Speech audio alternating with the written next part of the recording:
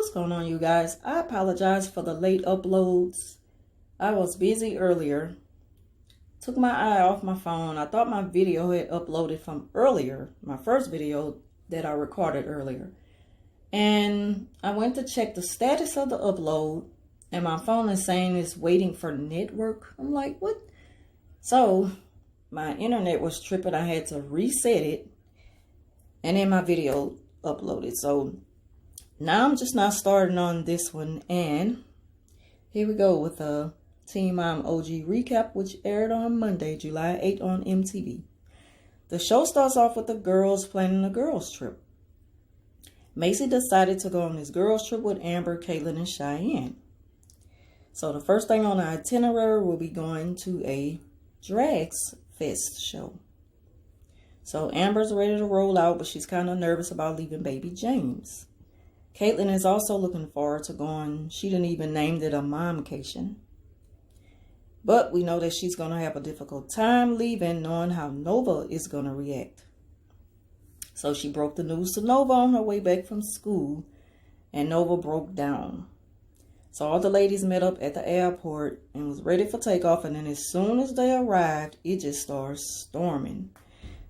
And their Airbnb, it looks like the house on A Flavor of Love, the show they used to come on with Flavor Flav back then. I think it used to come on MTV. No, it used to come on VH1. So, on their way to the grocery store, Amber asked Macy about Ryan, and she was like, I don't want to talk about Ryan right now. And I was like, good, because I don't want to hear about Ryan. But then she'll say that, and then she'll just go off into talking about Ryan. And again, it's the same old. I'm not going to keep running behind him. And I heard that he's having really bad anxiety attacks. And even Mackenzie mentioned, like, when she touched him, like, he jumps. And she was like, I know that all has to deal with his anxiety from being in prison and everything. So, Macy and Cheyenne is planning a surprise party for Amber. So while they're in the grocery store, paparazzi just pops in, and Amber, she gets an anxiety attack, and she's just on the verge of like running out of the store. But they kind of calmed her down, and she just dealt with the best way she can, and then they left. And when they was in the car, she was like, I'm like, she's kind of apologizing for it. But I'm glad that the girls make her feel comfortable enough to know that it's okay to not be okay sometimes. Like, they are really, really good with, like, just being there for Amber. Like, they're a really, really good support system for her. So when they made it back to the house, she called Andrew, and he made her feel a little better. She told him what had happened and the paparazzi coming in the grocery store and how she reacted to it and everything like that. So Cheyenne asked Amber if she don't mind, can she explain what it is that she's really suffering from? And when did she first find out about it? And what is she doing to get the help for it? So she didn't mind telling her that it started with a depression, and then they diagnosed her with PTSD, and then they diagnosed her with personality disorder. And her last diagnosis that we seen on this season, the one that really gave me a new soft spot for her, was the bipolar depression. And just to get off subject real quick, I really think that, now I've seen in the news that she recently got arrested for putting her hands on Andrew. I really think that medication, it makes a person just snap out of nowhere.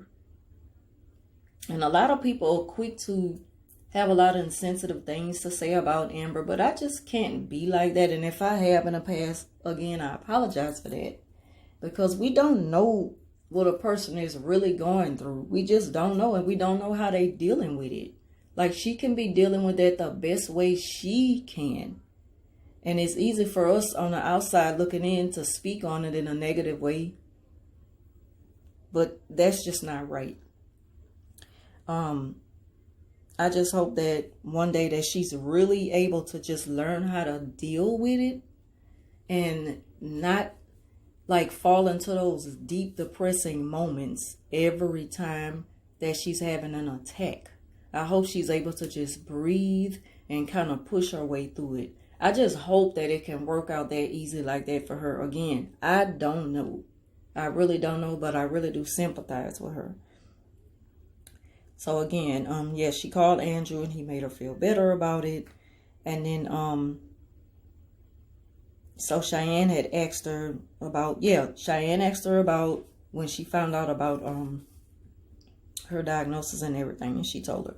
She also told about all the medications that she was on for it. And the effects from the withdrawals and how it have her shaking when she don't have her medicine for a long period of time.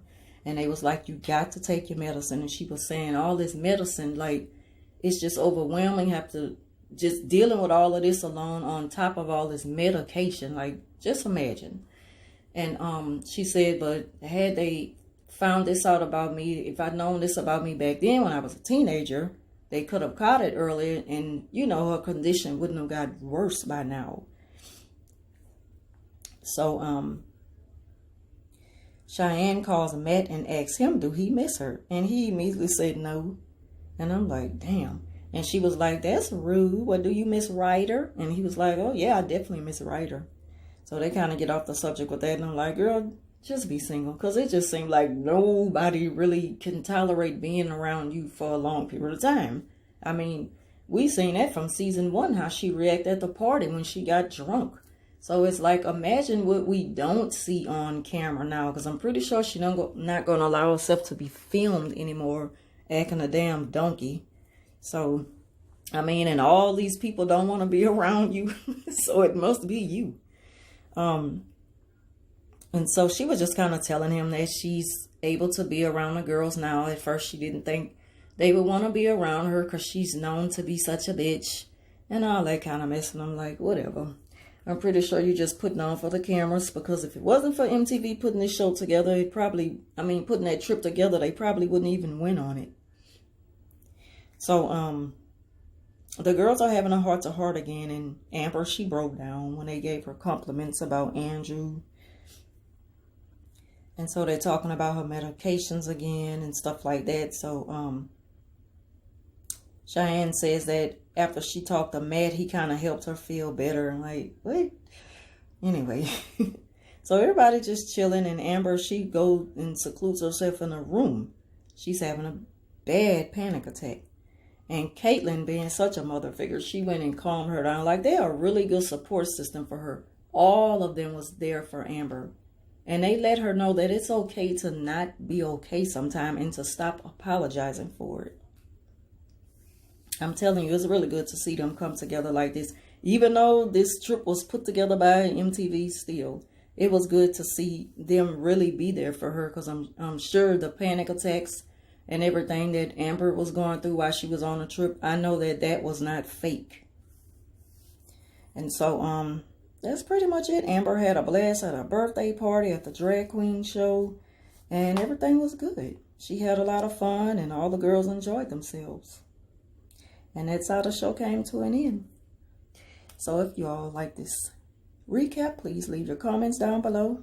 Thank y'all for watching, as always, and I'll see you next week.